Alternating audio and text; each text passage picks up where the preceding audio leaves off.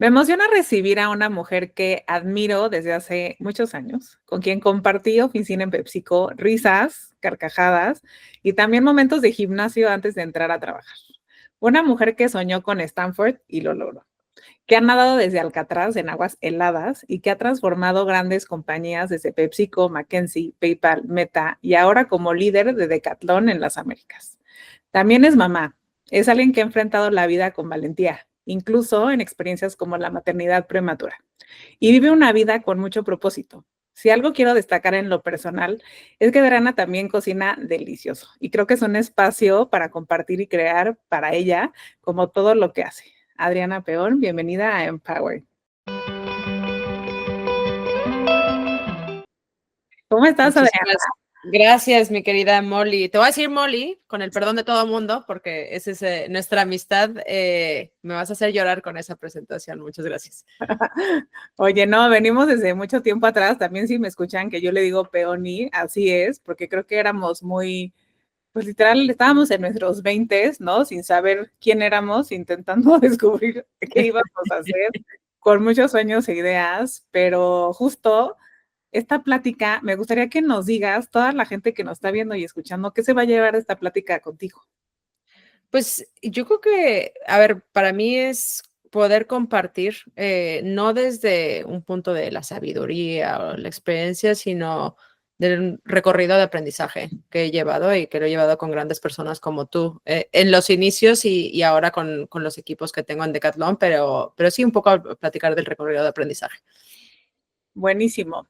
Digo, tengo que decir que cuando yo conocí a Adriana, yo ya tenía esa intuición, yo ya sabía que no me iba a sorprender, por ejemplo, ahora tu nombramiento en Decathlon, ¿no? Dije, obviamente, o sea, iba a pasar a tu corta edad, Adriana, porque pues somos jóvenes, eres joven. Entonces, y la neta, si te pones a comparar como a mujeres, ¿no? Cuando les dan como un puesto de liderazgo, ¿a qué edad?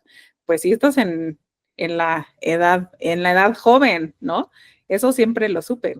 Pero justo quiero que platiquemos de tu liderazgo, ¿no? Has estado como líder en diferentes empresas, sobre todo globales, todas, pero ¿cuál crees que haya sido el reto más grande que te ha enseñado confiar en tu intuición como líder?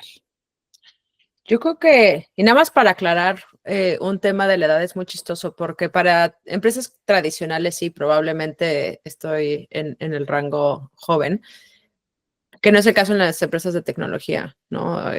Mark Zuckerberg tiene nuestra edad, querida, y lo empezó a los 20 años, ¿no? Entonces, son escalas distintas. Fiji Simoka, que se acaba de ir a OpenAI, es varios años más joven que nosotros y lo que ha hecho es impresionante. Entonces, creo que una de las cosas importantes en liderazgo, y voy a hacer el cambio a la pregunta, es, no tiene que ver con qué sabes, o sea, no tiene que ver con qué sabes o qué no sabes, sino cómo puedes hacer, uno, en materia de estrategia y demás, las preguntas correctas, pero dos, la más importante de todas es cómo puedes hacer crecer a tu equipo y poder llevarlos al siguiente nivel.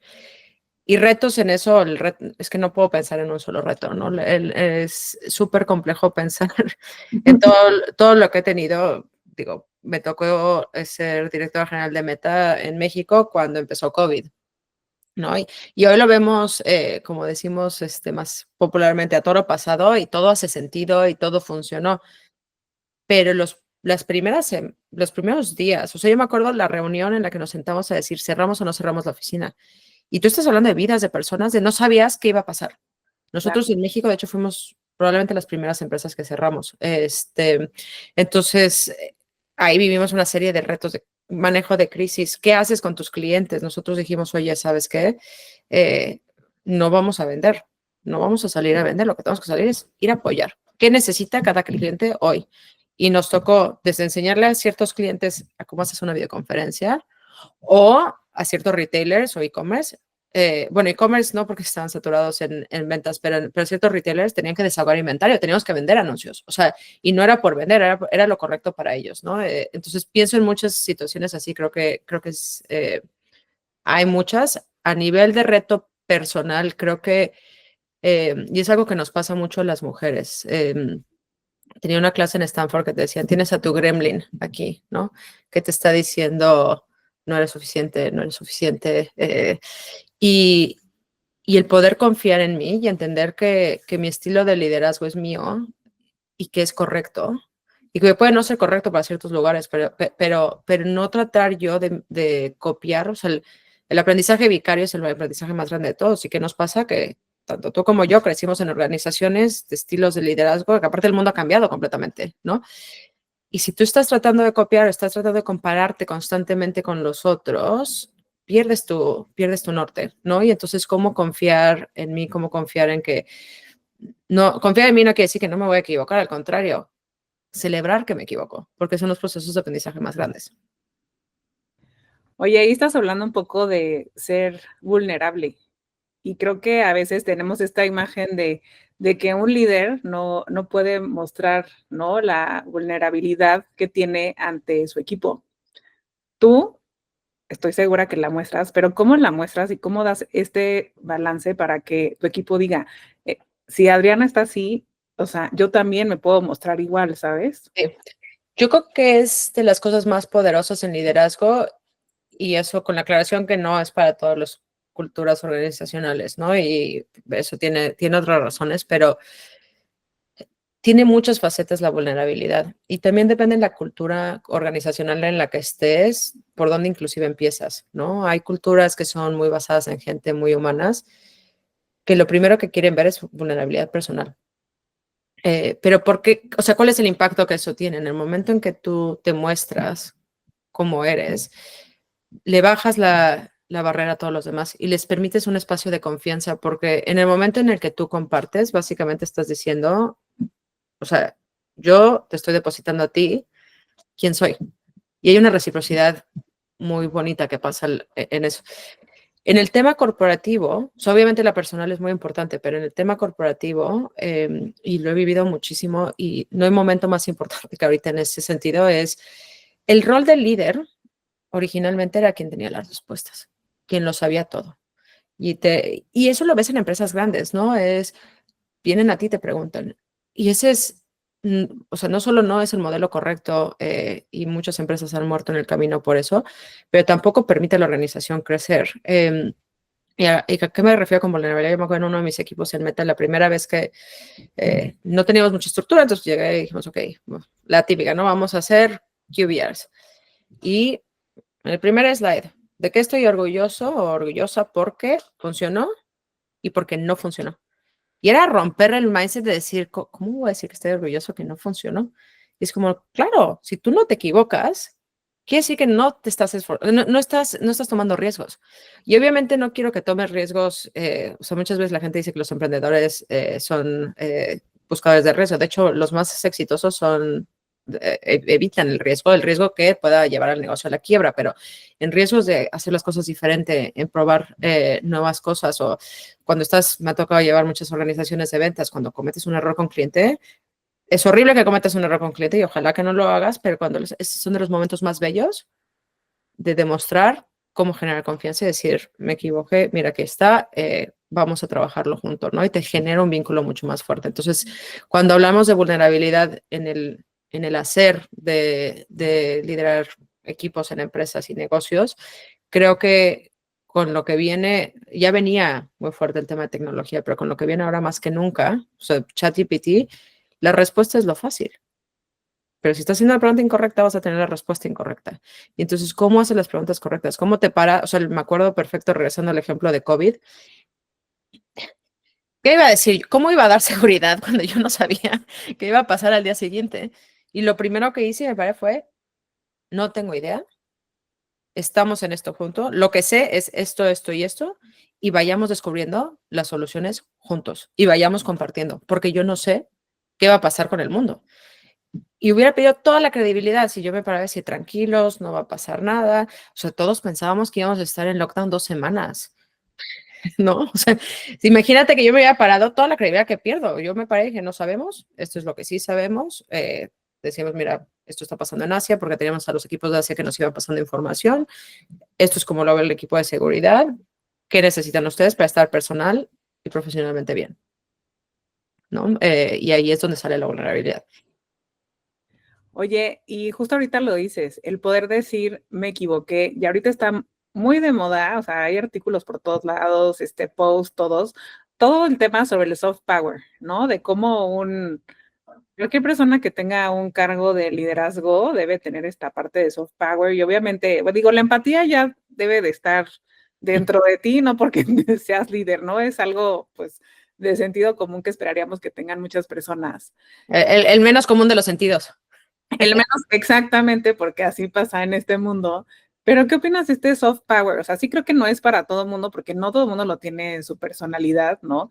Pero yo creo que tú siempre has sido una líder, porque digo, no, trabajamos juntas y siempre fuiste alguien muy como desde la empatía, como diciéndolo justo, no sé qué vamos a hacer, ¿no? Pero eso no quiere decir que no te paralice, ¿no? Sí, a ver, es la primera vez que lo escucho, aquí hablando del no saber, la ignorancia no lo había escuchado, tal vez en México está más fuerte, aquí no lo había escuchado, pero asumo algunas de las cosas que están metidas dentro de eso. El tema con los estilos de liderazgo y las culturas organizacionales y los modelos de negocio, ¿no? O sea, no es que no seas vulnerable, es cómo lo eres. Si tú eres, por ejemplo, una empresa de químicos, que produce químicos, pues tu valor número uno es la seguridad. No, no vas a decir, equivócate. Hay vidas de las personas involucradas en el trabajo de la casa, o un hospital, ¿no? Pero el saber, yo todavía estaba en una plática hablando de esto, ¿no? Porque está también de moda en Silicon Valley, move fast and break things, muévete rápido. Eh, no todo, ¿no? Porque hay cosas que tienes que entender cuáles son críticas de tu negocio y cuáles no, ¿no? Y en qué áreas más y en qué áreas menos. Me pasa mucho también, ahora no estoy liderando equipos de desarrolladores ni demás, pero en Meta yo lo veía en el primer rol que tomé en Estados Unidos. Mi jefe era ingeniero, o sea, era un grupo que, por alguna razón, éramos un grupo de negocio que acabó en un grupo de ingeniería. Eh, y yo veía cómo procesaba, o sea, cómo se operan equipos de ingeniería. Y yo decía, o sea, aquí no, tú les dices ciertas cosas que manejamos mucho en negocio, pero yo manejaba gente de ventas. O sea, el tipo de personalidad, o sea, si eres una empresa que está a servicio al cliente o no servicio al cliente, o sea, es muy diferente lo que vas a hacer. Entonces, no es que no lo seas, sino es cómo lo aplicas y dónde lo aplicas y cuáles son los parámetros culturales y cómo piensas como la cultura en un habilitador. Y muchas veces le dicen, "Ah, es que la cultura es mala". Yo no creo que haya culturas malas o tóxicas. Hay elementos de toxicidad y tú puedes cambiar en construirlo. Bueno, pero todo tiene elementos buenos y cómo puedes a través de esos elementos, ya sea subculturas, porque mismo en Meta tenemos una cultura organizacional y luego había una subcultura de ingeniería. ¿Qué significa eso y qué realmente agrega valor en tu estilo de liderazgo, ¿no? Oye, hablando de culturas, ahorita pues eres líder de muchos países. Sí. Y lo piensas. Y luego decimos, no, pues es muy fácil porque pues todos estamos, o sea, hablando de Latinoamérica, ¿no?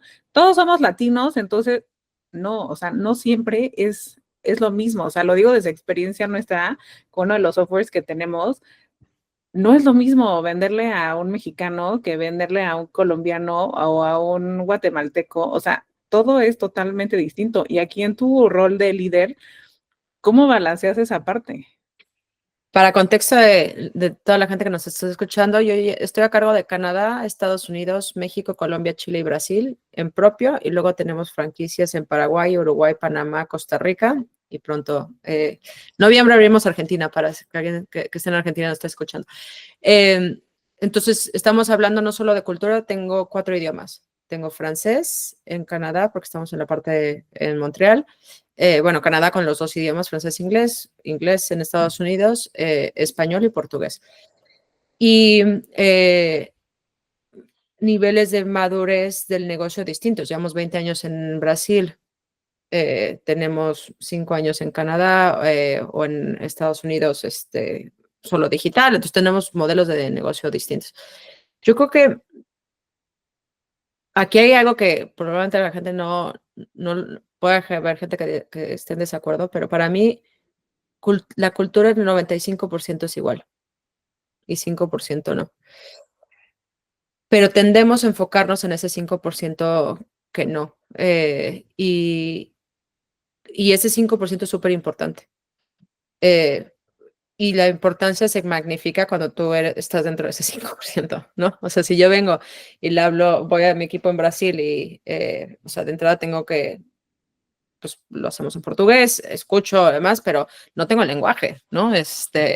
O en francés, estoy tomando clases de francés y ahora lo entiendo, pero mi habilidad de comunicar la profundidad no es así, pero en la esencia es igual. Pero los cómo paso mucho tiempo observando, ¿no? Y creo que históricamente hay estos cursos de diferencias culturales de cómo das imagínate en la época, ¿no? ¿Cómo das una tarjeta de negocio en Japón con las dos manos? Pero es porque son los modos de entrada, ¿no? O sea, lo más importante es, tú tienes, ya sea en una relación de ventas, en una relación con tu equipo, en una relación con tus clientes, finales no B2B, sino B2C, siempre va a haber una distancia entre tú y el equipo, la persona, y es cuáles son los elementos para reducir esa distancia. ¿Cuáles son los elementos? Normalmente tiene que ver con confianza, pero ¿cómo se crea la confianza?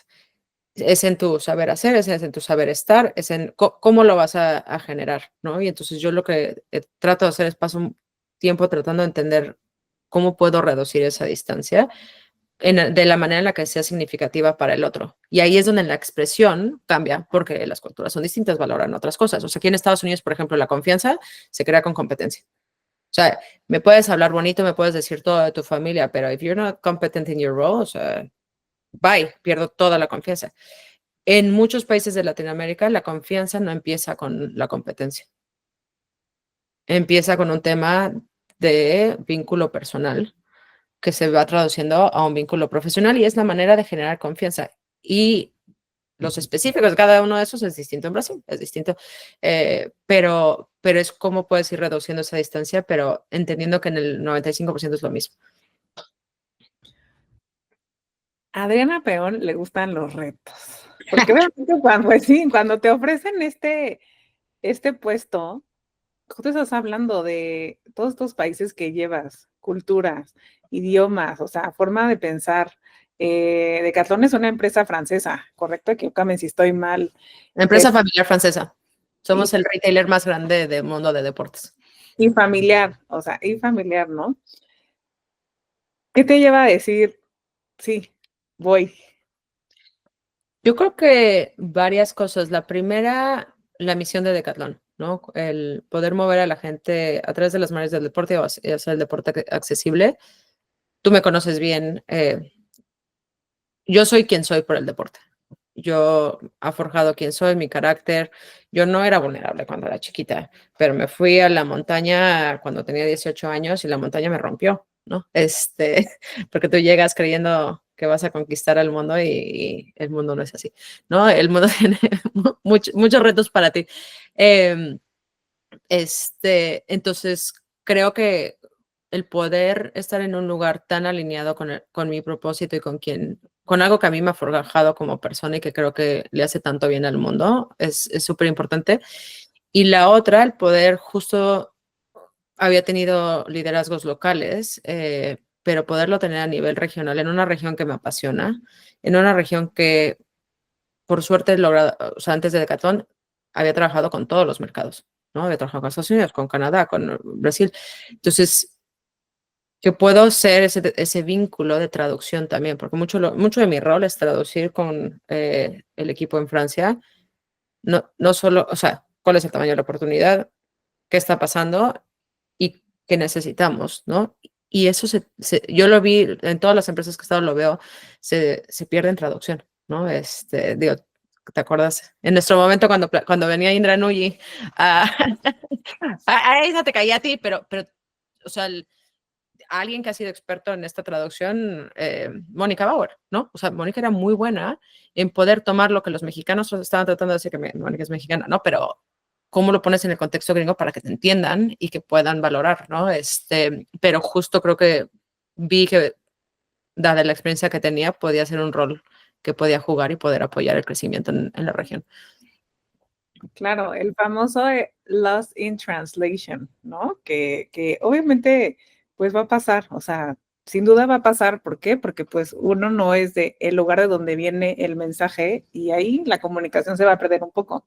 Oye, pero ahorita justo dijiste, cuando la montaña me rompió, yo me acuerdo cuando me contaste esta historia, platícales de la montaña a la que te fuiste a subir para que no crean que fue cualquier montañita. La primera vez me fui, a ver, yo estaba en la prepa, estaba entre segundo y tercero, y hablando un poquito de conocerte, ¿no? Yo siempre fui muy buena en matemáticas, entonces, y mi papá es ingeniero, y entonces en mi familia la única profesión habida y por haber era ingeniería. Y me acuerdo, yo en la secundaria me iba a competencias de matemáticas, todo esto, entonces obviamente con la inercia, pues yo iba a ser ingeniero industrial, iba a estuve en el área físico-matemático, todos los bemoles de la educación mexicana que tienes que escoger a una edad que no estás en condiciones de escoger. Y entre el segundo y tercer año de prepa, entre quinto y sexto para algunos de la Ciudad de México, me voy a Colorado en un programa, en una non-profit que se llama Outward Bound, espectacular para quien tenga hijos ya en edad adolescente, que todo el programa es desarrollo de liderazgo.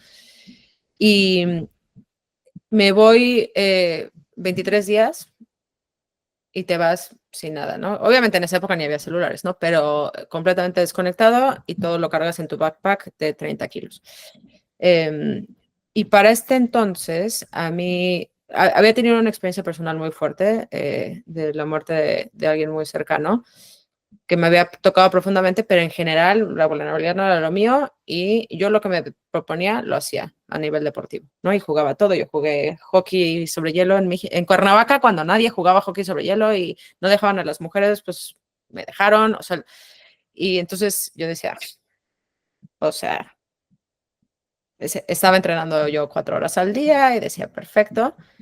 El primer día que llego, me acuerdo que me ponen, aparte de que soy mujer, o sea, no me van a, le van a repartir más peso a los hombres, no. Llego, me pongo la backpack y me fui para atrás, o sea, del peso de la backpack. Y me acuerdo que, o sea, empezamos a caminar, día 1, no sentía los brazos, me estaban durmiendo los brazos del peso que traía. Y estábamos caminando en flat, y yo decía, ¿qué voy a hacer? O sea, y creo que la primera semana no sé si lloré todas las noches, pero en mi corazón lloré de no puedo, pero es la primera vez en mi vida, o sea, desde la arrogancia total, la primera vez en mi vida que no, o sea, sentía que no podía. Y luego, pues vas pasando, o sea, el programa está diseñado para eso, ¿no? Y vas aprendiendo también cosas de liderazgo, o sea, normalmente la persona que no es tan buena persona, por no decir otra palabra, algo le pasa, o sea, literal, pero es que eres mágica la montaña. Yo me acuerdo que a uno que era bastante no buena persona, cuando estábamos subiendo le cayó una piedra de alguien de arriba. O sea, no intencional, ¿no? Pero la vida te las cobra y lo ves muy, muy, muy claro. Y a la semana 2 te quedas sola, no sabes cuánto tiempo, puede ser entre 1 o 3 días. La mayor parte de la gente se queda sin comida, yo tengo un problema de azúcar, entonces me quedé con la comida suficiente, pero vienes exhausto, o sea, yo ya no ni podía mover cuando llegué ahí y tú sola en la naturaleza, nadie alrededor, pierdes noción, porque obviamente te quedas dormida y pierdes noción del tiempo. Y yo lo que viví ahí fue nunca había estado sola, ¿no? Siempre o sea, mi identidad era hija de quién, o hermana de quién, o amiga de quién, o estudiante de esta escuela. O sea, yo había construido hasta esa edad mi identidad basada en todos los factores externos, ¿no? Y porque aparte me acuerdo que dije, pues me voy a quitar la ropa, no hay nadie, o sea, como que viví por las partes físicas y las partes, y en eso empiezo a escribir y yo a la fecha digo, no sé qué, una inspiración divina me poseyó, y empiezo a escribir y me pongo a llorar como nunca me había puesto a llorar porque yo no lloraba, porque yo era fuerte, y digo, no, o sea, lo más importante en la vida es las personas y poder impactar a las personas y poder vivir en comunidad y cómo no pierdes esa conexión, ¿no? Porque parte de la situación que yo había vivido tenía que ver, obviamente, con un tema de salud mental y demás, y decía, no, es esto. Me acuerdo que regresé a físico matemático y decía, no, no, no. Luego, super cursi, leí Arte de Amar de Eric Fromm y dije, ¿qué estudió este hombre? Psicología. Ok, me voy a cambiar, ¿no? Y fue el cambio más radical de todo el mundo porque todo el mundo era como, qué desperdicio de talento, ¿cómo te vas a ir? O sea, con las nociones sociales de qué significaba una carrera, ¿no? Pero eso marca un poco pues sí, el camino tradicional era ese, pero no es el que yo seguí y me ha llevado a recorridos increíbles. Hablando de recorridos, siempre pregunto si tienes un before and after moment en tu vida, Adriana. Bueno, tú sabes cuál es. Sí. Para contexto de todo mundo, bueno, mi esposo y yo decidimos tener familia y yo fui la primera que se embarazó.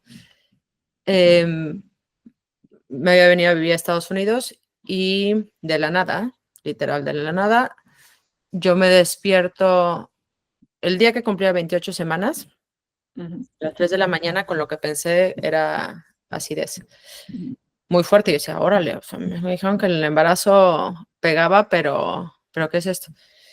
Y sin dar mucho contexto y detalles, básicamente de las 3 de la mañana a las 12 del día casi me muero.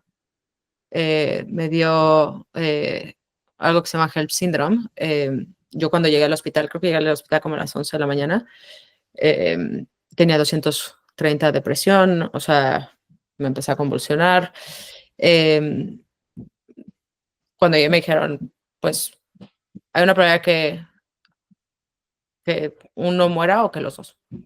Y la más probable es que los dos mueran. Y antes de que me llevaran porque estábamos esperando para ver si era Hepsin, estaban tratando de controlar todo, mi esposo y yo nos despedimos. O sea, cuando digo casi muero, fue muy complicado y luego le pregunté, ya sabes, el mexicano que maneja el estrés con chistes. Entonces, cuando llegó la doctora, ya que había pasado todo, le dije, oye, yo sentí que me moría, pero realmente me morí. O sea, se volteaba toda seria como buena americana y una hora más y se hubieran muerto los dos. Decía, okay. Y así se sintió, ¿no? Realmente así lo viví. ¿Y qué pasa? Que te levantas y no solo, o sea, después de que pasó todo, no sé, a las 6, 7 de la noche, decía, no solo casi me muero, pero ahora tengo un niño de 800 gramos en la incubadora. Yo no sé si va a vivir, yo no sé si va a vivir con algún impacto para toda la vida en su salud, en todo. Y desde el privilegio de la salud mental, porque afortunadamente no tuve depresión postparto, y digo, tampoco había empezado tan temprano, pero o no tuve depresión durante el baby blues que le llaman, me levanto y dije, yo tengo dos opciones. Yo me puedo hoy decir, ¿por qué yo? ¿Por qué él? ¿Por qué nosotros? O yo puedo decir gracias. Gracias que me vine a vivir a Estados Unidos, porque en México nada más por el tráfico no llego, ¿no? Gracias porque ni lo planeamos así, o sea, resultó que el hospital en el que estábamos era el NICU de los más, o sea, top de Estados Unidos. Gracias hasta de las cosas, digo, que parecen chicas en ese momento, pero estamos en el medio de COVID y era de los pocos NICUs de todo el Bay Area, aún con la riqueza que hay en el Bay Area, que tenía cuartos privados. Porque tuvieron un donador, el de las farmacias, una de las farmacias, cadena de farmacias, que su hijo fue prematuro y nació ahí, y entonces donó, y entonces había cuartos privados, que es súper importante cuando estás con COVID y todas las demás familias en el mismo lugar. Y digo, así lo vivimos y luego tuvimos dentro de todo una estancia muy larga, pero muy milagrosa en el NICU y a la semana que llegó a la casa, pues básicamente se nos murió en las manos, dejó de respirar y lo tuvimos que revivir. Y de nuevo, yo me puedo poner por qué yo, por qué nosotros, o si a mí, o sea, gracias, si a mí no me hubieran dado CPR, clases en el NICU, se hubiera muerto, porque para cuando llegó la policía, cuando llegaron la ambulancia y todo lo demás, ya estaba respirando, lo revivimos entre mi esposo y yo. Que estábamos en un lugar que 911 funciona. En México, pues te subes al coche y llegas al hospital, ¿no? Entonces, y creo que en este antes y después, un poco, y como ha impactado mis decisiones, tanto personales como profesionales, es uno, tengo mucho más perspectiva de qué importa y qué no importa, y entonces me río de muchas cosas que en el pasado me hubiera estresado.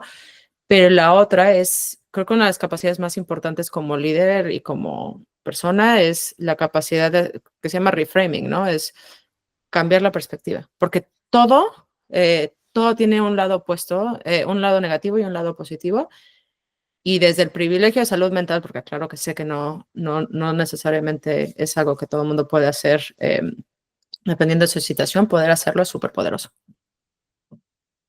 Justo creo que ese fue un momento donde fue chistoso con Adriana y conmigo porque nos volvimos a juntar. O sea, estuvimos juntas en PepsiCo y luego como que cada quien, digo, Adriana se fue a Stanford, ¿no? Yo seguí acá, o sea, como que fue y luego pasa, ¿no? De que te conviertes en mamá prematura y volvemos a como a unirnos, ¿no? Y me acuerdo que era súper claro todo lo que me contabas. Digo, obviamente hay años de diferencia, ¿no? De Amaya, ¿no? Pero yo decía, qué increíbles cosas. Y lo que más llamaba mi atención era que las dos habíamos tenido síndrome de HELP. Y eso es algo que, digo, Nadie muy, habla, es una locura. Digo, tú has hecho un gran trabajo en difundirlo, pero es una locura. Yo ni sé, o sea, sí. sí, pero a lo que yo voy es que, o sea, de las mamás que yo conozco de temas, síndrome de HELP es muy raro, ¿sabes? Y ahorita que te escucho hablar que dices, a mí me dijeron, ¿no? Obviamente a mí no me dijeron. Y hace poco hice un análisis y dije, si a mí me hubieran dicho, yo me muero. O sea, porque yo creo que en manera mental, en ese entonces, yo no estaba preparada, ¿no? O sea, para que me dijeran tanta información. La información la obtuve después y me dio obviamente depresión postparto y estrés postraumático brutal, ¿no? Pero ha sido muy chistoso cómo la vida, en mi caso, me ha rejuntado con personas que estuvimos juntas en un tiempo y luego en estos momentos de before and after, ¿no? Que compartimos algo que te cambia totalmente la perspectiva, ¿no? Y para ti en esto, Adriana, como en la empatía, no solo con, me imagino que lo aplicas con hombres y mujeres, ¿no? Y sobre todo en la empresa en la que estás, me imagino que toda la empatía que tienen hacia las mamás y hacia los papás es totalmente diferente a lo que podemos ver en este lado del continente. Sí, no, y a ver, yo creo que eres muy resiliente y hubieras podido con todo. No quiero decir, yo también tuve estrés postraumático, bastante después, el primer día que nos fuimos de vacaciones. Mucho tiempo después. El mío fue 9 meses después.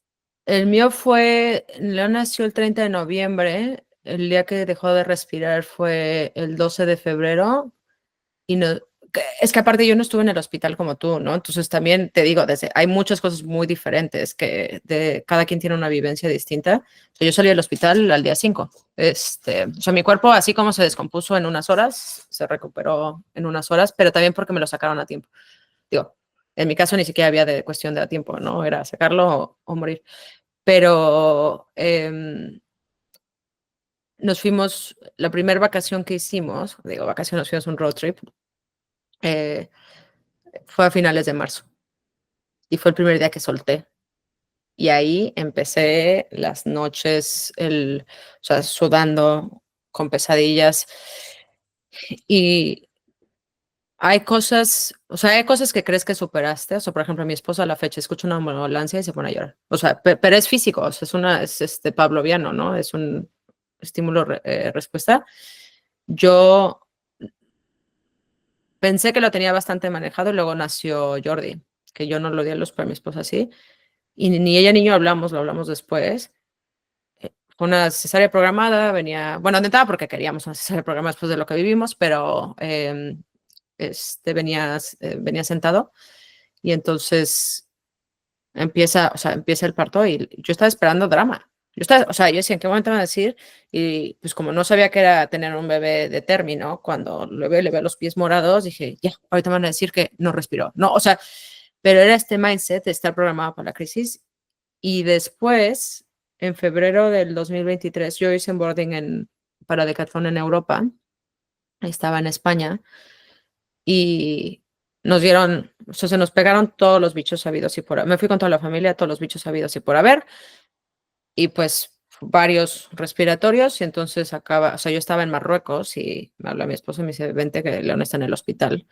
Le dio una neumonía horrible, y cuando entré y lo vi con el oxígeno. De nuevo, ¿no? Son imágenes que te regresan. Y me solté a llorar, pero me quería voltear porque no quería que León me viera. Esta edad ya tiene 2, ya sabe como qué está pasando, pero me acuerdo, o sea, y entonces, pues no sé si lo superas o cómo lo pasas, pero a lo largo de la vida hay triggers, ¿no? Y es como también darte la bondad de dejarlo pasar, o sea, dejarlo sentir y no luchar contra eso. Sí, creo que es algo que ya hay años, ¿eh? Hay años donde yo me pasa con Amaya, cuando es su cumpleaños hay años que soy súper nostálgica y hay años que no me pasa nada y, ¿sabes? O sea, siento que la herida siempre está ahí. Obviamente dicen que, pues, y creo que sí es, como el peor temor que podemos tener las mamás con bebés prematuros es que regresen al hospital, ¿no? O sea, pues sí, por todo lo que se vivió, ¿no? Pero pues sí, sin duda sí, las dos somos resilientes, como muchas de las que nos escuchan. Y justo te hacía esta pregunta porque siento que en México tenemos una falta de empatía muy grave, porque si tú estás en empresa, ¿no? Yo en ese momento pues estaba en mi empresa, por así decirlo, ¿no? No estaba en ninguna empresa. Entonces yo me pude tomar los 75 días, ¿sabes? Pero hay mamás que no, hay mamás que la cuarentena, bueno, o su incapacidad les empieza a contar, ¿no? Sus 3 meses cuando están en el hospital Sí. y muchas tienen que regresar a trabajar y los bebés siguen en el hospital. Y desde el privilegio y la gratitud en este tema de reframing, una de las cosas que yo hice reframing fue también, yo tuve todo el privilegio, Meta me dio 8 meses, Meta da 6 meses, y me dieron una cosa que se llamaba Caregiver Leave para 2 meses que estuvo en el hospital, porque como dices, si tienes suerte, que yo tuve la suerte, que estuvo en el hospital las semanas que hubiera estado en la panza, entonces salió la semana 11 de estar en el hospital, casi 3 meses, es día cero. O sea, lo que la gente no entiende es que tienes un bebé recién nacido, que aparte ha tenido una trayectoria de enfermedad, ¿no? No es cualquier bebé de término. Entonces, de nuevo, la gratitud, a mí me dieron 8 meses, todo pagado, 100% pagado. Oye, hablabas de tu cuerpo que así, ¿en qué fueron? 5 días ya tu cuerpo dijo, todo está bien, ¿no? Digo, yo tampoco me tardé más, pero siento que mi cuerpo reaccionó como el tuyo reaccionó por el deporte, ¿no? Sí. O sea, yo siento que sí sé que has hecho ejercicio toda la vida, de hecho, para que sepan, y lo dije al principio, o sea, Adriana era de, nos vemos en la clase de spinning a las 5 de la mañana antes de ir a Ya trabajar. no me da la vida, ¿eh? Ojalá me diera la vida para hacer eso. Pero Así, sí. ¿no? O luego llegaba y me decía, me voy a ir a hacer un triatlón este fin de semana, no sé qué. Y un día llega y me dice, voy a nadar desde Alcatraz. Y yo, ¿cómo?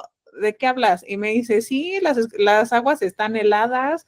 O sea, ¿en qué momento dijiste, me voy a ir a nadar desde Alcatraz en aguas heladas? En ese momento digo, sé que el deporte ha sido parte de tu motor y tu propósito y está súper alineada ahorita que estás en Decathlon, pero mientras nadabas no decías, ¿qué hago aquí? O sea, ¿qué necesidad? A ver, dos cosas de eso. Una es súper interesante que lo digas. Estaba un día, ya sabes, que no te pones a debrayar para, digo, que yo diga reframing no quiere decir que no fue difícil, ¿no? Entonces un día estaba cenando con mis suegros y yo sí, hijo, es que es increíble porque yo que me he cuidado muchísimo, hago ejercicio, trato de comer bien, me hubiera muerto a los 40, ¿no? Y se voltea mi suegra y me dice, Adriana, no te moriste porque hiciste esto. Otro cuerpo no lo hubiera aguantado. O sea, mi recuperación, aparte que creo que cuando tienes un hijo en el NICU, tu cuerpo es sabio. A menos que hayas tenido más daño, ¿no? Tengo amigas que estuvieron en coma después de HELP o cosas así. Em, pero, pero yo me acuerdo, o sea, a mucha gente le da preeclampsia, estás hospitalizada, te lo detectan. Yo no, o sea, yo el lunes, esto fue el martes, el lunes en la mañana fui a la doctora. El lunes en la noche hice acupuntura. Entonces, para todos los que creemos en que la ciencia luego se le van algunas cosas, la ciencia moderna, también hice acupuntura. Y yo no tenía la presión alta ni tenía nada un día antes. Y empezó a las 4 de la mañana y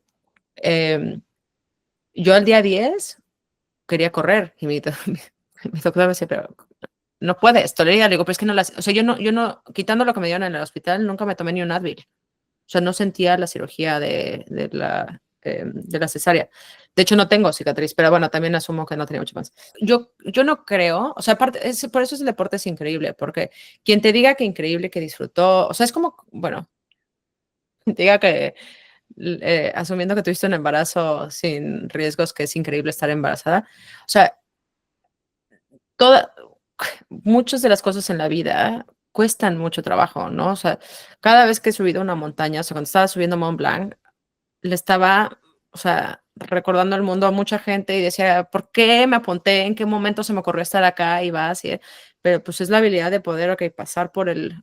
mi esposa dice que yo tengo algo mal en el cerebro, que digo a veces no pain, no gain, ¿no? Pero, o sea, ¿cómo puedes pasar de ese dolor o de ese sufrimiento temporal, entender que es temporal y que hay algo más allá, ¿no? Y no me ha pasado en ninguna montaña que al día siguiente que la subí no quiero volverla a subir. A pesar de que lo odié 90% del tiempo, pero es como, te digo, de nuevo, a la gente que yo no tengo esa experiencia, pero la gente que da dolor, que o sea, hasta se te olvida el parto, ¿no? La gente que lo da los bebé término vaginal, que digo, ¿cómo se embarazaron otra vez? ¿No? Pero se te olvida porque justamente hay un proceso mágico humano que eso es lo que construye la resiliencia.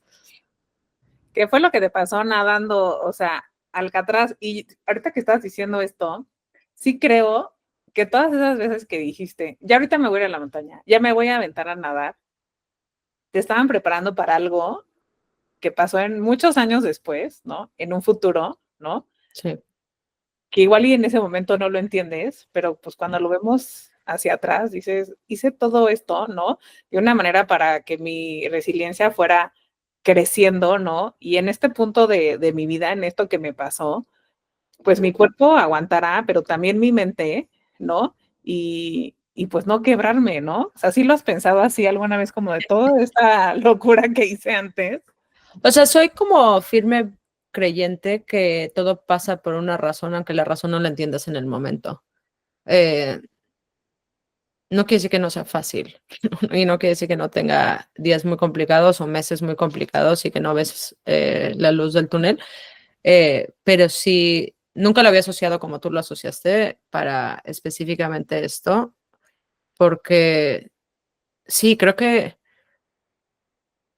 yo a veces, o sea, sé que te va a sonar raro, pero yo a veces se me olvida que León fue prematuro. Me acuerdo cada vez que se enferma, pero, o sea, como que a veces como que se me olvida, o sea, mucha gente me dice, es que todo lo que viviste, no sé qué, y digo, ah, claro, no, o sea, vivimos, pero como que sí, soltamos muchísimo y se me olvida, o sea, no lo tengo tan presente. Me pasa igual, ¿eh? O sea, no es luego me dicen, ¿no? También de, no, es que tú y yo. Ajá, pero pues ya, o sea, como para mí fue de, ya fue, y me dicen, no, no le quites valor a lo que, a lo que viviste, ¿no? Y le Exacto. digo, no es no quitarle valor, pero también siento que van pasando los años y como que las dos tenemos esta mentalidad. El mío fue mucho como, pues, ¿para qué no? O sea, ¿para qué me pasó esto y cómo puedo apoyar a alguien más, no? Pero sí, creo que a mí también me pasa, o sea, que cuando se enferma es cuando lo mismo, ¿eh? Y se enferma de una gripita y yo Exacto. así, ¿no? Obviamente, Y yo que tengo dos, luego me da culpa, porque cuando se enferma el otro no me da eso. Y claro, hay un bagaje en la enfermedad del otro, ¿no? claro, totalmente. Yo sí, como que lo identifiqué, yo creo que hace un año que Amaya se enfermaba yo y estaba escribiendo a la otorrina así de, no, por favor, la tos que tiene, no sé qué. Y ahora ya, como que digo, dije, lo tengo que soltar porque, pues es una niña, se va a enfermar, ya trae mocos y yo, ¿de qué color? Ah, ok, sientes bien, sí, a lo que sí, ya sabes, o sea, Sí. pero lo tuve que soltar yo porque si no me hubiera quedado ahí como encadenada. Y ahorita hablando de niñas, y del deporte, justo te tenía esta pregunta y en general en las Américas, ¿no? El deporte de niños y niñas. O sea, por lo menos en México sabemos que, pues, el deporte, o sea, si tú quieres ser un deportista olímpico, ¿no? Pues, o sea, el porcentaje va bajando cada vez más porque al final del día es un privilegio, ¿no? Es un O sea, privilegio, sí. es un privilegio. Yo me acuerdo cuando tú me decías, no, hay correr y no sé qué, y cuando piensas en los que corren, pues necesitas unos buenos tenis, ¿no? O sea, de entrada necesitas unos buenos tenis y no te quieres joder las rodillas, ¿no? O sea, puedes correr sin reloj, sí puedes. Y siento que Decathlon, por el tipo de marca que es, como que da esta facilidad de que el deporte no sea caro y sea accesible, ¿no? Pero como en estos países latinoamericanos y por ejemplo México, cómo acercarse a estas nuevas generaciones que realmente vean el deporte como parte de la vida, ¿no? Y no Sí. como ay, mi clase de educación física. No, es un problemón. Creo que la ONU Niños sacó la estadística, pero lo que te cambia que un niño o una persona haga 15 minutos de actividad física al día en todos los econométricos de salud a futuro es muchísimo. Y, y el acceso es privilegiado en general, ¿no? Y tristemente hay otros países que empiezan a tener un poco de eso que no lo eran, pero creo que por eso nace Decathlon. O sea, la historia de Decathlon sale el fundador, era apasionado de la bicicleta y en ese entonces solo había bicicletas importadas en Francia y todas muy caras. Y era como, ¿cómo no puede haber una bicicleta que todos los franceses puedan usar? Y de ahí empiezan la bicicleta y luego toda la misión se expandió a todas las categorías. Creo que necesitamos, o sea, ninguna compañía o ninguna organización sola lo va a poder hacer, ¿no? Porque necesitas intervenciones estructurales también. O sea, lo que Clara Brugada hizo con las utopías es increíble. O sea, de entrada que tengas el espacio, ¿no? O sea, no solo es el privilegio del tiempo, pero también el privilegio del espacio. Y a mí me ha tocado estar en comunidad, o sea, cosas como cerrar Reforma en Ciudad de México, ¿no? Eso genera una cantidad de movimiento físico. Tal vez menos niños que adultos, pero si tú no tienes un espacio seguro para hacerlo, va a ser muy complicado que lo puedas hacer. Y que, y cómo le puedes hacer a las comunidades entender empoderamiento que puede venir a través del deporte. Tenemos a través de Fundación Decathlon, por ejemplo, trabajamos en las favelas de Río. En ese entonces era un chavo que le interesaba y se les ocurrió en ese momento, vamos a enseñarte a jugar badminton, ¿no? O sea, badminton. ¿Pero por qué? Porque es un deporte muy accesible, ¿no? La raqueta y el gallito y la calidad de los tenis, todo eso no impacta. Pues, de nuevo, en Brasil tenemos muchos años, ¿no? Adelantas la historia. El hijo de este señor se fue a las Olimpiadas representando a Brasil y ahora gran parte del equipo olímpico de Brasil de badminton viene de esa comunidad. Estás hablando de un país, y doy ese ejemplo porque tiene infraestructura para deportes, tiene infraestructura para que el deporte pueda tener una perspectiva a largo plazo. Creo que cada país tiene sus niveles de madurez en ese sentido, desde la parte de política pública o de organizaciones, pero lo que tenemos que hacer es cómo regresamos a jugar. ¿Cómo regresamos a jugar en un mundo que tú y yo no crecimos con celular, ¿no? No crecimos con, y menos celular inteligente, más y más, no sé si has leído Anxious Generation, ¿no? Pero más y más los niños no salen de sus casas, no salen a las calles. Ellos dan el ejemplo de Estados Unidos, que Estados Unidos es más seguro hoy que nunca en la historia. Sin embargo, los papás creen que es más inseguro que cuando ellos eran niños. O sea, yo me acuerdo, pero hasta en México, digo, de nuevo, desde el privilegio a la seguridad, y esa es una de las razones también por las cuales estoy en el patronato de Reinserta, ¿no? Porque creo profundamente en que una de las cosas que tenemos que poder abordar en México es la seguridad, pero que puedan salir los niños a jugar y que haya canchas comunitarias. Yo me acuerdo en COVID, estábamos cerca de una cancha comunitaria de básquet, y nos íbamos a jugar porque aparte estaba afuera, o sea, había como varias condiciones que te ayudaban y decía, qué hermoso es esto, qué hermoso es poder ver, porque había, ves que les ponen estas máquinas, había viejitos, había gente joven jugando básquetbol, se dividía la cancha, porque era una sola cancha, pero se dividía entre fútbol y básquetbol, o las horas, y el efecto de impacto comunitario es increíble. Oye, platícales a los que no saben, que yo imagino que muchos han de saber porque sabes que ha hecho un trabajo increíble de Y reinsertar, Mercedes. ¿eh? Y Mercedes. Sí. Pues ¿Sabes ella qué? se tiene que posicionar más, ¿eh? Porque como que la que tengo en mente es ella, pero qué bueno que dices, Mercedes también. Platíquenles qué es reinsertar. Ambas líderes súper admirables, y empiezan Reinserta nace o sea, el primer proyecto fue, para mucha gente probablemente no sabe, pero en las cárceles, en lugares donde se respetan los derechos humanos, eh, por derechos humanos tanto del niño como de la madre, una madre gestante puede estar con su bebé los primeros 3 años de vida del bebé. por la importancia del vínculo materno afectivo con el bebé y aparte pues las cárceles tienen visita conyugal, entonces hay embarazos. Cuando recién empieza en México había, o sea, imagínate, había niños de 6 años en la cárcel y obviamente espacios no dignificados para que pudiera haber infancias en el sistema penitenciario. Entonces empezaron con el programa desde la parte legislativa y cambiar la regulación y asegurarse que cumplieran con los 3 años, pero también la dignificación de espacios y el apoyo psicológico y todo el apoyo para las madres y los hijos. La organización ha evolucionado. Tiene también un programa de reinserción con adolescentes que están en prisión, que pues hay muchos problemas sistemáticos de violencia y de narcotráfico en México y donde ahora hace la mayor parte del impacto es con personas que están impactadas o que tienen trauma impactado por temas de cárcel, violencia y todo lo más. Modelo, o sea, es único no solo en México, en Latinoamérica, modelos de intervención clínicamente probados con disminución de incidencia de violencia, de muchos de los temas que estamos hablando. Y por eso ha tenido, o sea, parte del fondeo también ha sido institucional, que eso no lo recibes si no eres una fundación con métricas claras del impacto.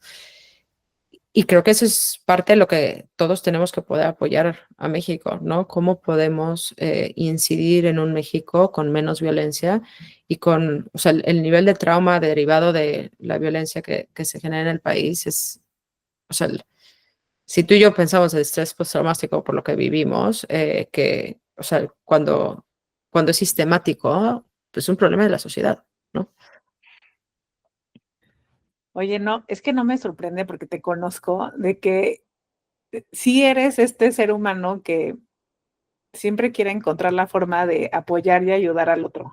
Sí lo eres, ya sabes, porque dices, como reinserta, dijiste, estoy en el patronato, o sea, te gusta esta parte de dar, pero, por ejemplo, si tanto León y Jordi le preguntaran, que describieran cómo es esa persona de su mamá, ¿tú qué dirías que ellos respondieran a esto?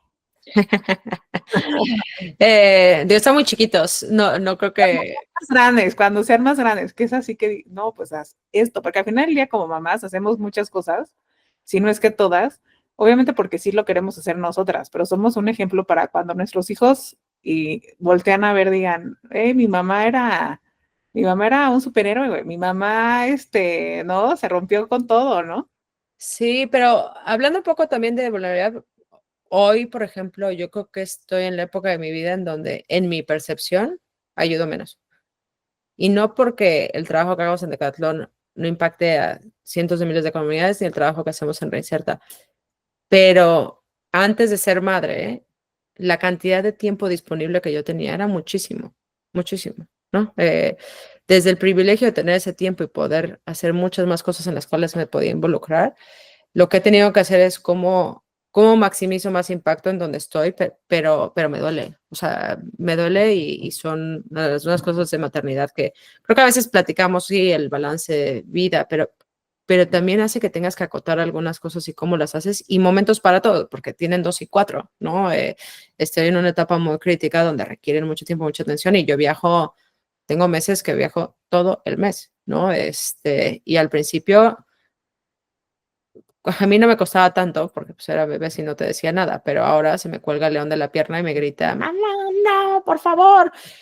Y tengo que vivir con eso todos los días o regreso y por más de que Estados Unidos es progresivo y vivo en Berkeley, que es más progresiva, yo a la escuela y me dicen, ay, sufrimos mucho cuando te vas de viaje porque al león le cuesta mucho trabajo, ¿no? Y cómo manejas todos esos sentimientos y también cómo priorizas, es bien difícil, ¿no? Y creo que no sé si hay una manera correcta o no correcta, pero también tener mismo la bondad de decir, no siempre se puede todo. Yo para mí, o sea, si ellos ven que viví una vida consecuente y con propósito e intencionalidad, creo que eso significa para mí poder tener un impacto en las comunidades en las que opero, de todo tipo. Con eso me muero tranquilo. Pues yo creo que sí, ¿eh? Yo creo que sí te van a ver como esta guerrera que esta pasión que tenía, por ejemplo, por el deporte, pues fuiste abriendo y poder compartirlo para que los demás lo entiendan como tú lo viste, como un propósito. Y fíjate que ahorita tocas un tema que he platicado con otras amigas que he entrevistado aquí en Empower. Y yo llegué a esta conclusión porque también me pasaba como a ti, ¿no? O sea, yo hubo una época en que viajaba mucho a Los Cabos, De acuerdo. una semana al mes, y al principio lo hice por salud mental mía, y ya luego, la verdad, pues sí, ya estaba aquí, pues o sea, ¿no? Decía, ya lo voy a disfrutar, digo, trabajar, pues lo voy a disfrutar, y luego en noviembre me iba prácticamente todo el mes, y diciembre otro cachito, y ahorita he llegado a la conclusión, y me pasa ahora estando en mi casa, ¿eh? O sea, trabajando. O sea, y tengo a Maya aquí al lado, y no quiere decir que estoy con ella, ¿sabes? Y les decía a ellas, hay días donde eres 80% profesionista y 20% mamá, y está bien. Y hay días donde vas a poder ser completamente la estadística distinta, ¿sabes? Sí. Nomás es saber eso, porque sí creo, y eso creo que nos los ponemos nosotras, y creo que sobre todo por las personalidades que tenemos tú y yo, que a mí sí me gusta que Amaya vea y diga, tengo toda esta posibilidad de todo lo que puedo ser, ¿no? O sea, desde ser empresaria o decidir quedarme en casa y ser mamá y ser lo mejor, ¿no? Pero sin duda, pues la culpa siempre, pues siempre está latente en la maternidad. O sea, la mamá que te diga que nunca ha sentido culpa, pues, wow, que no te hace la receta, ¿no? Yo lo que he trabajado mucho es, porque no quiere decir que no, o sea, cuando se me cuelga el león, por supuesto que me muero la culpa, pero también quitarme de ciertos estigmas sociales, ¿no?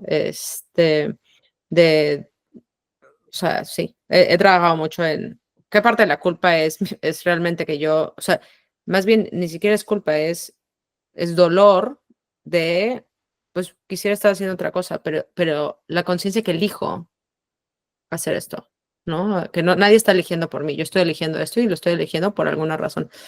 Em, pero sí creo que es súper difícil y toma forma, o sea, toma formas y caminos también que yo nunca, o sea, yo me acuerdo que en COVID, cuando fue lo de la crisis de Facebook, yo me sentí súper empática con todos los padres de familia. No tenía ni idea, no tenía ni idea. O sea, ahora que tengo hijos, digo, qué error, o sea, ¿cómo me consideraba empática? O sea, no, o sea, yo hay días que hoy decía, ching, tengo que grabar el podcast y los niños están gritando desde las 4 de la mañana porque los acabamos de poner en el cuarto juntos y uno despertó al otro y se querían armar la revolución a las 4 de la mañana. Pues es la vida, ¿no?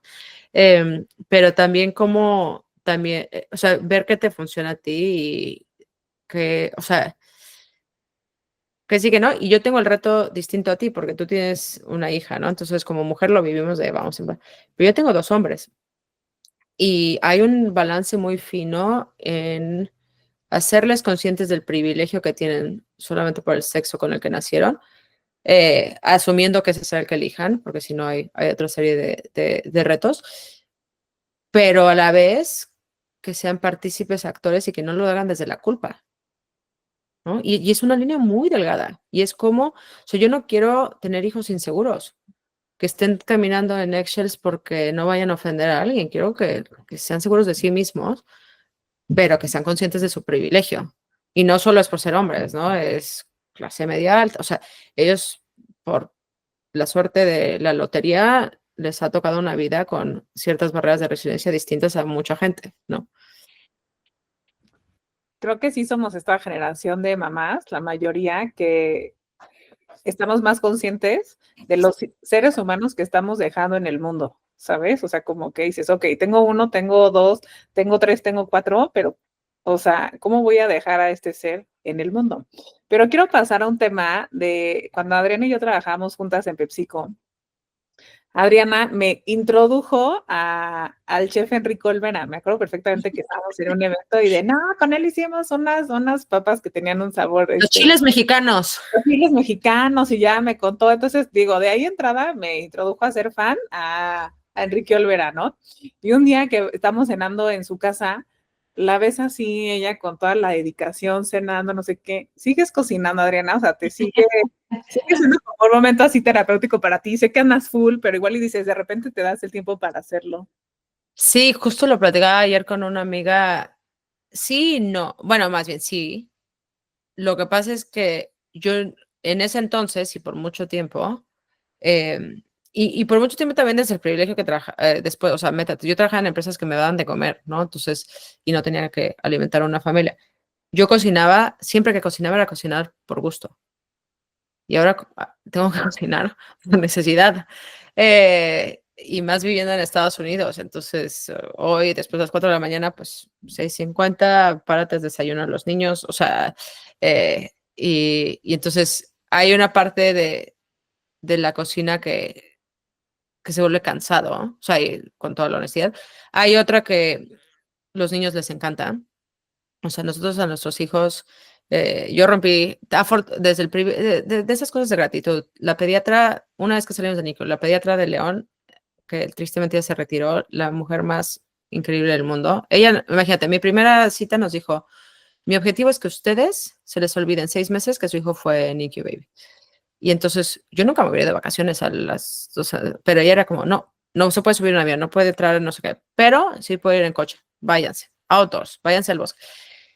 Y también, pues lo mismo era con la comida. Entonces, León probó la trufa,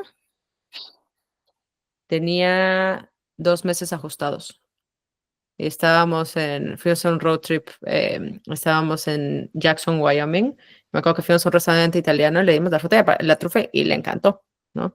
No, y lo mismo con Jordi, aparte Jordi le tocó estar en Madrid a sus 2 meses y se atascaban las patatas bueno, o sea, él no, León se las atascaba así y a Jordi le poníamos la trufa en la boca.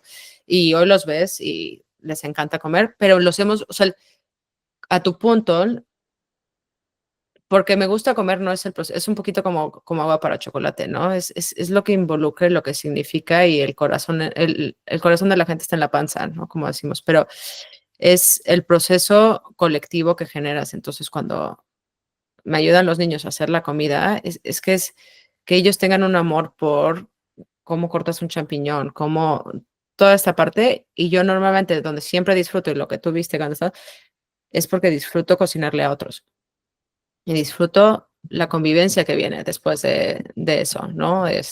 Todavía no logro tener mi sueño de una cocina abierta, espero que en algún momento lo tenga, pero ese es mi sueño, ¿no? Tener una cocina abierta donde todos estemos cocinando y conviviendo, que haya más espacio para todos, pero creo que es por el vínculo que tiene la comida con el corazón y el poder generar comunidad. Y yo creo que ese es de los lugares que a tus hijos más les gusta estar contigo. Y yo sé que para nosotras o incluso los papás es cansado de bueno, en este caso, el lunch, el desayuno, no sé qué, pero para ellos es, o sea, a mí Amaya me dice, es que quiero que tú me hagas el desayuno, porque tus hot cakes son mejores que los de mi papá, o sea, tienen lo mismo, ¿sabes? O sea, tienen los mismos ingredientes, pero creo que te da esa parte, como dices, la conexión que tenemos con los demás. Y dime, Peoni, ¿crees que hoy estás en tu versión empowered? Yo creo que es un recorrido, o sea, no sé si hay, no, o sea, porque nunca todo es constante, ¿no? Y yo creo que pasas por ciclos o sea, es un poco como la felicidad, ¿no? La felicidad o sea, no es un estado específico, ¿no? Y entonces, en el sentido de confío en mí y estoy siendo consecuente y trato de liderar a los equipos a hacer lo mejor que puedan ser, sí, y eso es lo que siempre soy. No sé si hay días que no me siento así, ¿no? Pero si te pones a pensar y lo ves hacia atrás y lo puedes con un poco de perspectiva, por supuesto, ¿no? Pero creo que también pues sí, es ese camino y ese camino de constantemente aprender. Nunca sabes qué va a pasar y hoy es una cosa y mañana es otra y todos estamos como en ese recorrido de aprendizaje, ¿no? Oye, ¿cuál fue la frase que te cambió así como tu perspectiva? O puede ser que tengas muchas y ahorita tienes una en específico. ¿Y en qué contexto estabas cuando la escuchaste? Y pues cómo te ha cambiado. Te vas a reír. Federico Antoni, si me está escuchando, que fue mi entrevistador de Stanford. Federico Antoni ahora tiene un fondo de VC que invierte en AI, pero eh, voy a darte una respuesta larga, pero es muy chistoso. Cuando fui a mi entrevista de Stanford, pues yo creo que le parecí una persona seria, ¿no? Y toda la entrevista iba muy bien. Y me pregunta al final, ¿quién es tu héroe? Y yo no sé por qué en mi cabeza yo dije héroe y pensé en superhéroe. Eh, y aparte me equivoqué de superhéroe. O sea, me acuerdo perfecto que le contesté Superman y se atacó la risa. O sea, yo creo que realmente dijo, ¿qué onda con esta niña? Eh, y le dije, no, no, pero a ver, o sea, entiendo que te cause risa, pero es por la frase, con gran poder viene gran responsabilidad. Que aparte, cuando salí y le hablé a alguien, le dije, no manches, me equivoqué, o sea, no, no sabes la estupidez que contesté, porque aparte yo creo que no me preguntó superhéroe, y te dice, no, eres más, y más, yo no voy a decir la palabra, pero no es Superman, es Spider-Man. Y así, bueno, espero que no se subiera a sus superhéroes. Pero toda la vida lo he pensado así, con la gran enseñanza de mi abuelo. Todos, o sea, todos los que en México hemos nacido en clase media o media alta, venimos ya con un privilegio, una responsabilidad social. Y lo mismo pienso para todo lo demás, ¿no? O sea, si yo hoy estoy en una posición de liderazgo, conlleva una responsabilidad enorme y una responsabilidad de poder dejar el mundo o dejar una organización mejor de cómo le encontraste. O si tienes una interacción con una persona, que esa persona mucho, otra frase relacionada a esto es, el otro día, no sé de quién sea, pero alguien la posteó en LinkedIn, que es, hay gente que cuando te vas del cuarto sales con más energía y hay gente que sales con menos energía. Y ahora soy muy intencional en eso y quiero ser alguien que dé energía, ¿no? O sea, y es muy claro cuando alguien deja un cuarto y dices,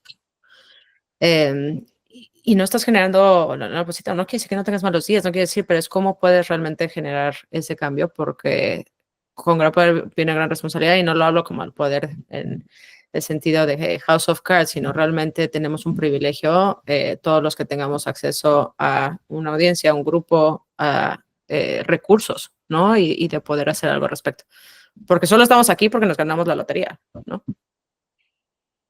Yo creo que eres un ser humano que suma, y lo sé porque te conozco desde que estábamos en nuestros 22 años, y siempre has buscado sumar, no solamente en la parte, sí, de negocio, pero también en la parte personal con la gente en la que estás. Entonces, yo soy una de esas personas a las que sumas. Y quiero decirte que estoy muy orgullosa de ti, y a la gente que nos está viendo y escuchando, también estoy orgullosa de ti. Siéntate orgullosa de ti mismo, y gracias por darte este espacio con personas que te sumen, como Adriana. Y ha sido hermoso tenerte aquí, Adriana, porque creo que sí, podría hablar de, no, una mujer líder, ¿sabes? Pero para mí es importante que vean el gran ser humano que eres, de cómo la vida te ha llevado a estos puntos, ¿no? A este camino, y que sigues teniendo claro tu propósito de cómo el deporte impactó en ti y cómo quieres que impacte al resto de las personas. Así que gracias por estar en Empower. Muchas gracias a ti. Y gracias a ustedes, nos vemos en el próximo episodio de Empowered. Yo soy Ana Molinar.